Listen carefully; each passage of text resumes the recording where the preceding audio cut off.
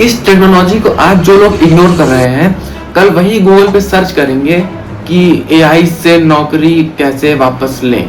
आज एक इंसान काम कर रहा है, लेकिन कल एक मशीन आएगी और कहेगी भैया हट जाओ, मैं खुद ही कर लेती हूँ अपना ये काम। लेकिन सवाल ये नहीं है कि एआई दुनिया बदल रहा है, बल्कि सवाल ये है कि क्या आप अपग्रेड हो रहे हैं या आप अभी भी उसी बफरिंग में अटके हुए हैं। जय हिंद। अगर आपको लगता है कि एआई सिर्फ चैट करने या फोटो बनाने के लिए है, तो आप भी उन्हीं में से हैं जो लोग कैलकुलेटर को सिर्फ 2+2 के लिए यूज करते थे। क्योंकि ये कोई फ्यूचर नहीं है, ये प्रेजेंट है। बस फर्क इतना है कि कुछ लोग इसको स्मार्टली यूज कर रहे हैं और कुछ लोग केवल फनी मीम्स बना रहे हैं।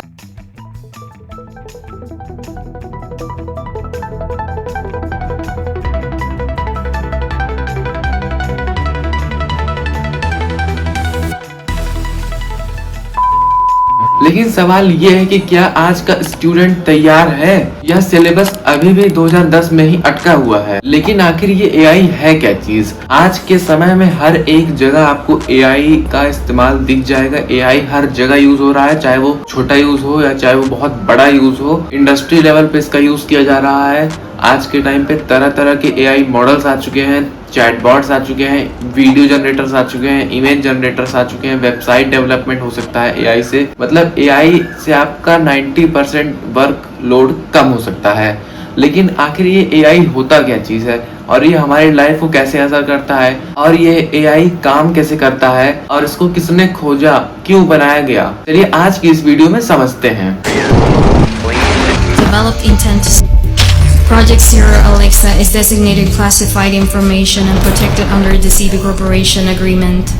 2005 was the year artificial intelligence, or AI, took the world by storm. So AI has developed even faster than I thought. They now have these AI agents, which are more dangerous than AI that just answers questions, because they can do things in the world. That you may have seen. It's a fake fight. AI could be coming for your jobs next. The economic story has been the development and spending around artificial intelligence.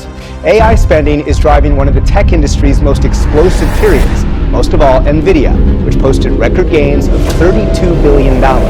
Machines that think like humans.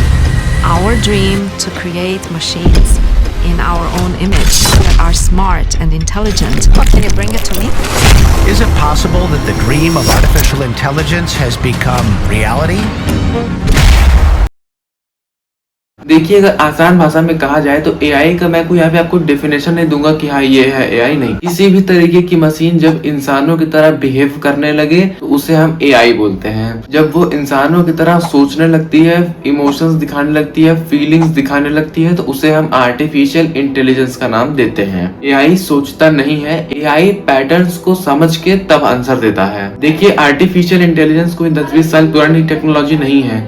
Artificial intelligence आज से लगभग 200-300 साल पहले ही आ चुका था। AI word नहीं आया था, लेकिन एआई जैसी कोई एक चीज आ गई थी जिसे आज के टाइम पे हम एआई बोलते हैं। साल था 1726। जोनाथन स्विफ्ट की एक बहुत फैंटास्टिक सी नोवेल आई थी, गुलिवर्स ट्रेवल। उसने एक आइडिया को इंट्रोड्यूस किया, इंजन नाम के। अब थोड़ा इसको फास्ट फॉरवर्ड करते हैं और चलते हैं 1950s में एलन ट्यूरिंग ने प्रपोज किया कि हम लोग को भी एक टेस्ट करना चाहिए जिसमें हम ये चेक करें कि इंसानों की तरह कितना बिहेवियर कर सकती है मशीन। उसके बाद फास्ट फॉरवर्ड करते हैं साल 2000 में, जब ब्राजील में एक किस्मेट नाम का रोबोट बना जो पढ़ सकता था और इमोशंस को भी एक्सप्रेस कर सकता था। इसके बाद साल 2017 में फेसबुक आर्टिफिशियल इंटेलिजेंस रिसर्च में चैटबॉट्स ने अपनी एक खुद की लैंग्वेज क्रिएट कर ली थी, जब 2 चैटबॉट को बात कराने के लिए सामने रखा गया। और उसके बाद आता है साल 2020, जब GPT-3 को इंट्रोड्यूस किया गया और ये अभी तक का सबसे बेहतरीन मॉडल माना गया। और आज के समय में चैट GPT सबसे पहले आने की वजह से उसको फर्स्ट मूवर एडवांटेज मिला है। इसलिए आज के समय में आप सबसे ज्यादा लोगों के मुंह से अगर कोई नाम सुनते हैं चैटबॉट्स में, आप चैट GPT का ही नाम सुनेंगे। ये टेक्स्ट को जनरेट कर सकता था, डिफरेंट लैंग्वेजेस को भी समझ सकता था और ये बहुत सारे टास्क को भी मैनेज कर सकता था आराम से। और फिर 2021 से 23 के बीच में और भी ज्यादा डेवलपमेंट हो चुकी थी चैट GPT के साथ। साथ और भी बहुत सारे लोग डेवलपमेंट कर रहे थे। 2021 से 23 के बीच में जैसे चैट जीपीटी अपना एक और मॉडल लेके आया DALL 3 करके, तो इमेज जनरेट कर सकता था, इमेज एक्सपेंड कर सकता था, मतलब फुल क्रिएटिविटी ऑन थी इसमें। और फिर फेब 2024 में गूगल भी जाग जाता है और एआई की इस मोनोपोलिस्टिक रेस में आ जाता है और लॉन्च करता है अपना गूगल जेमिनाई 1.5। तो ये भी बहुत ही उन्नत साबित हुआ तब के समय में। और इसके बाद हर महीने कोई न कोई नया मॉडल निकलता ही रहता है। चाइना का DeepSeek सामने आया, चाइना का ही Kling AI सामने आया, फिर XAI सामने आया, और आज के जमाने में बहुत सारे AI मॉडल्स आ चुके हैं मार्केट में हर एक टास्क को कंप्लीट करने के लिए। आपको वेबसाइट बनानी है उसके लिए है, आप एड्स जनरेट करना है उसके लिए भी है, आप बहुत बड़े बड़े काम कोड लिखवा सकते हो पूरा AI चैटबॉट्स के थ्रू। लेकिन सबसे बड़ी बात यह है कि आखिर ये AI काम कैसे करता है। हमने उसको अगर कोई भी कमांड दिया करने को तो वो कैसे उस कमांड का रिप्लाई देता है कुछ सेकंड्स में, काम कैसे करता है, how the AI works behind the screen.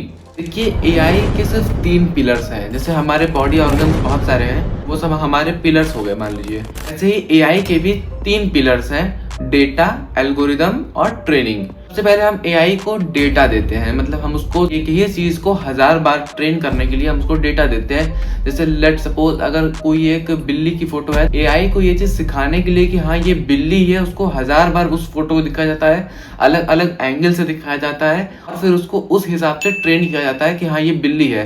इतना समझ लीजिए कि जिस AI मॉडल के पास जितना ज्यादा डेटा होगा, AI मॉडल उतना ही ज्यादा पावरफुल होगा। लेकिन एक चीज यहाँ पे बहुत समझने वाली है, थोड़ी दिमाग लगाने वाली है कि बहुत लोग अब समझ लेंगे कि अच्छा ठीक है AI सोचता है कि हाँ ये बिल्ली है या ये कुत्ता है, ठीक है, लेकिन AI सोचता नहीं है। AI does not think. AI pattern को समझता है। AI को 1000 बार, लाखों बार एक ही फोटो, एक ही वीडियो को दिखा दिखा के को ये ट्रेन किया जाता है कि हाँ ये पैटर्न में है तो ये है, ये पैटर्न में है तो ये है। हर अलग अलग चीज को समझाया जाता है। उसके बाद फिर AI उस पैटर्न को समझने लगता है, तब उस पैटर्न के ही बेस पे अगले पैटर्न को तब समझता है AI। आर्टिफिशियल इंटेलिजेंस को समझने के 2 तरीके हैं, एबिलिटीज के आधार पे और फंक्शंस के आधार पे। एबिलिटीज के आधार पे आर्टिफिशियल इंटेलिजेंस फिर से 3 प्रकार के होते हैं, जिसमें पहला है नैरो AI, दूसरा है जनरल AI, तीसरा है सुपर AI। नैरो AI मतलब होता है जैसे हम ये चैटबॉट से बात करते हैं, जैसे chat GPT, Claude, Gemini, Grok, ये सब जैसे हम चैट करते हैं, ये सब नैरो AI बहुत वीक होते हैं, बहुत लिमिटेशंस होती हैं, ज़्यादा सोच नहीं पाते हैं। इसके बाद आता है हमारा जनरल AI। ये सोच सकते हैं, इंसानों की तरह काम भी कर सकते हैं, ये सारे टास्क को कंप्लीट कर सकते हैं। लेकिन एक जरूरी बात ये है कि ये अभी तक बने नहीं हैं। तीसरा है सुपर AI, मतलब कि नैरो और जनरल दोनों से बहुत पावरफुल। ये AI इंसानों से भी ज्यादा पावरफुल है और ये अपने से ही अपनी प्रॉब्लम्स को सॉल्व करने की दम रखता है।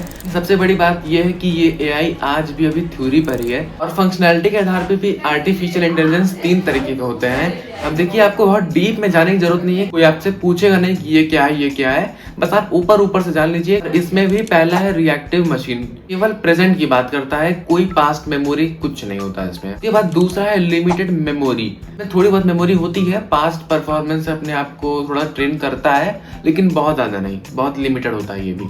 तीसरा है थ्योरी ऑफ माइंड, ये थोड़ा सा एडवांस लेवल पे हो जाता है, ये भी पास्ट डेटा से सीखता है और अपने आप को इम्प्रूव करता है। जॉन मैकार्थी हैं जो फादर ऑफ आर्टिफिशियल इंटेलिजेंस कहलाते हैं कि 1956 में इन्होंने ही पहली बार डार्टमाउथ कॉन्फ्रेंस का आयोजन किया था। वही समय था जब लोगों ने सबसे पहली बार आर्टिफिशियल इंटेलिजेंस का नाम जाना।